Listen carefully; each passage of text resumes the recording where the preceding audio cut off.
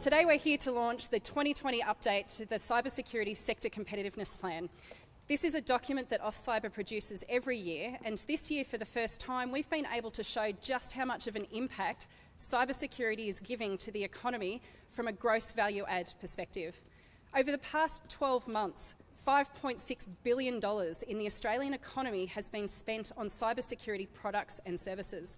And what a year to be spending that money in. $2.3 billion of gross value add is now going to the economy as a result of Australia's cybersecurity industry. 26,500 workers are working directly in the cybersecurity industry.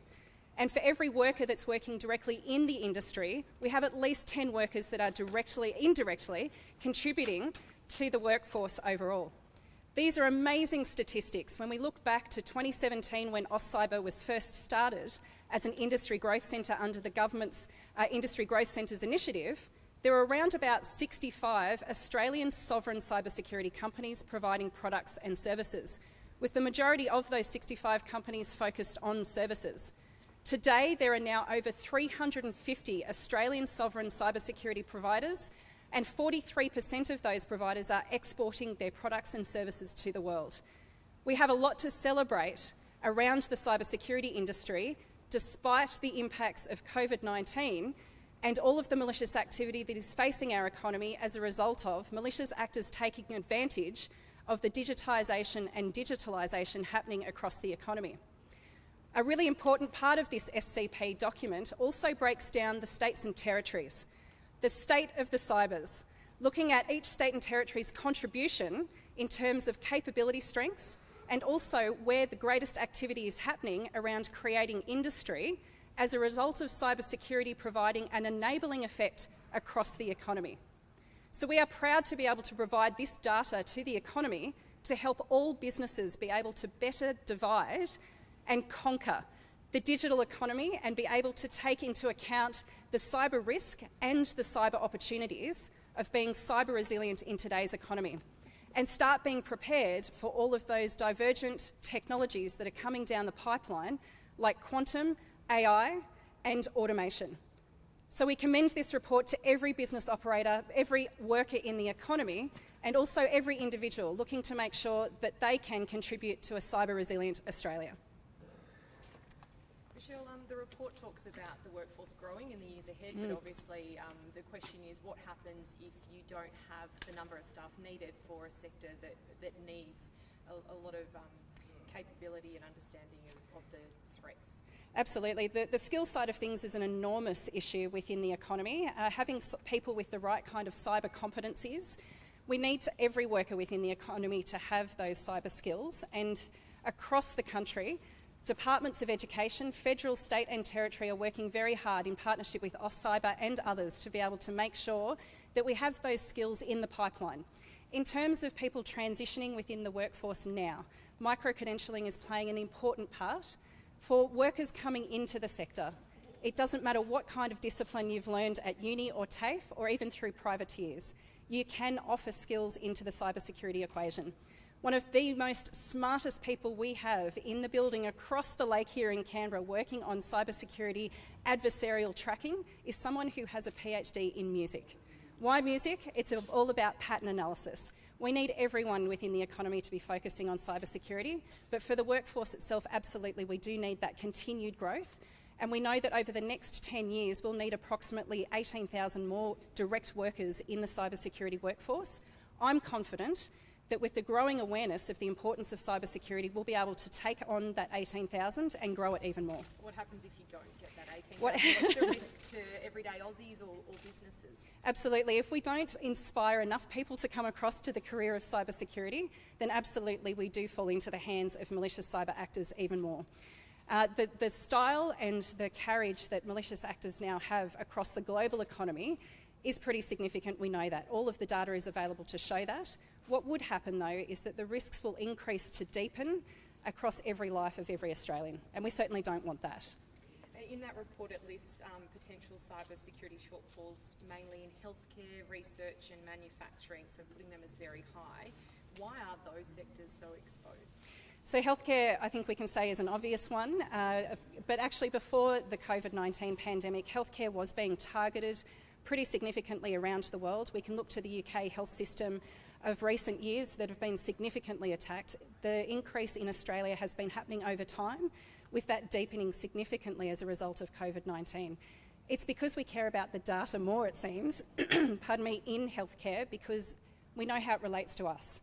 And increasingly the devices that we are using to put inside our bodies to be able to keep us healthy, we understand what that means.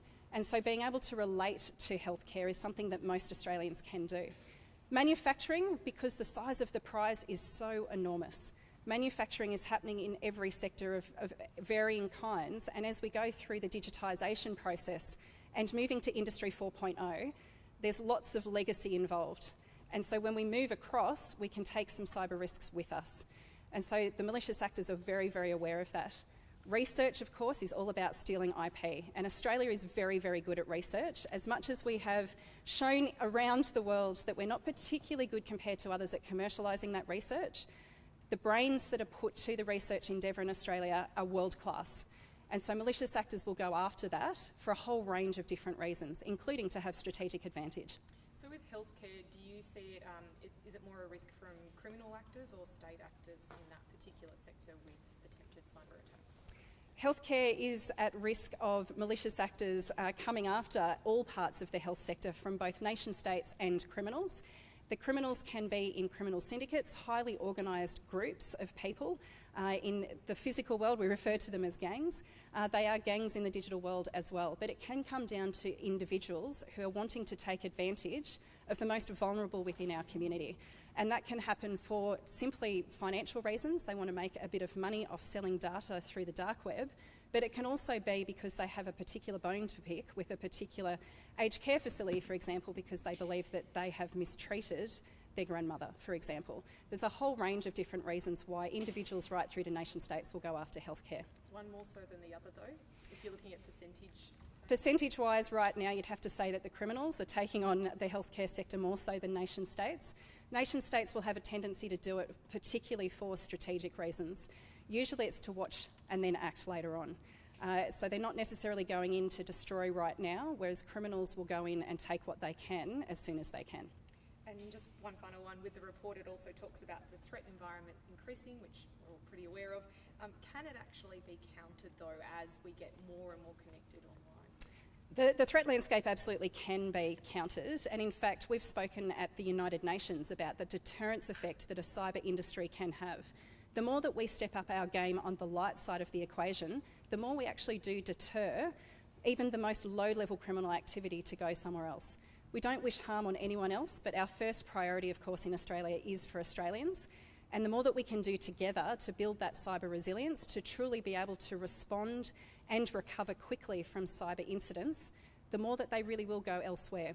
The nation states will still come after us because there will always be strategic gain for them to have, but the more criminals that we can remove from everyday Australians' lives, messing with their data, messing with their identity, and taking away the very fabric of how they can receive the kinds of services and products that they need to live their lives, all the better for us.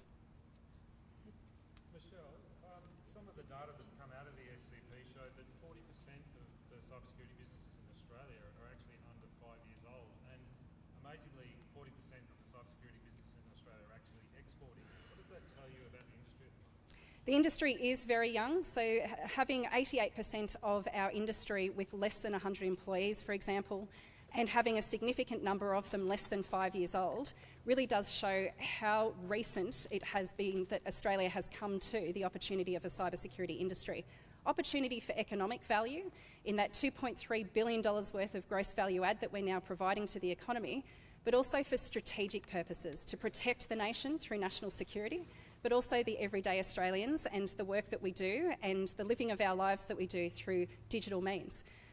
That newness to our industry means that sometimes we don't necessarily have the experience that other industries do, but it means that we are highly agile to be able to respond to the complexity of problems that our economy now faces in this cyber-physical world that we have. It's not a bad thing that our industry is still young. We're very adept at learning, And absolutely we can show that we've absorbed that growth from going from 65 companies in 2017 to over 350 companies now, and we project that that will be over 500 companies within the next 2 to 3 years. Another thing the data show provided was the ability to break it down in a state-by-state way that hasn't been done before. Could you tell me a little bit more about that? So it's, this data that we've got in the SCP this year has never been broken down before to provide a national picture of where each state and territory sits. And behind me today I have our national network of node managers who operate our nodes across the country to make sure that we have a continuous focus on cyber innovation for the national benefit. To have the state and territory picture of showing not only how many companies are within each jurisdiction, and absolutely we'll use the spirit of the federation competition to be able to keep increasing the number of high quality companies coming out of Australia's economy, we can also see what the capability strengths are, and that's the networked effect that we take at AustCyber to be able to leverage things like the local capability strengths of the health system within Victoria and in New South Wales to together take those strengths in cybersecurity to the rest of the country. Across South Australia and the ACT on the space industry and the defence industry. To take mining from Queensland and WA and project that across the rest of the country. These are strengths that the other actors within the world, the great economies of the UK and the US, who are seen to be the powerhouses of cybersecurity capability, could not hope to have that networked effect that we've been able to achieve in Australia, and we'll just keep on strengthening that effect. So almost every day in the news, cyber criminals, state actors, there's all sorts of stuff going on. The Prime Minister's talked about the risk to Australia. Recent reports have said he's going to bring cyber into Cabinet. What does this report show about the future of the cybersecurity ecosystem in Australia, and what are the most important areas we need to lean into to make sure that all citizens are secure and can have digital trust in the products they use every day? I think the Prime Minister's words around making sure that we bring cybersecurity into the Cabinet is a reflection of the fact that cybersecurity is the true horizontal. It is enabling every single endeavour that we now do as humans on the planet, and actually humans out into space as well. So having cybersecurity considered as part of our everyday lives is incredibly important, and what this report does is give tangible information to help people be able to start tackling that, not just from a threat perspective, but also from an opportunity perspective. And so being able to take that into the homes of everyday Australians, as well as businesses across the country, means that we can see how this can be used as part of strategy in the way that the Prime Minister was intending with that statement, to not only propel forward our homes and our businesses, but also the country. With how we're recovering from the physical side as well as the economic side of the COVID-19 pandemic, Australia is really well positioned to be able to be an exemplar across the world on how to become cyber resilient that takes account of both the threat landscape but also the opportunity to be a trusted country to do business with in the world. I think that's about it, yeah? Anything else from anyone else? Thanks everyone. Good stuff.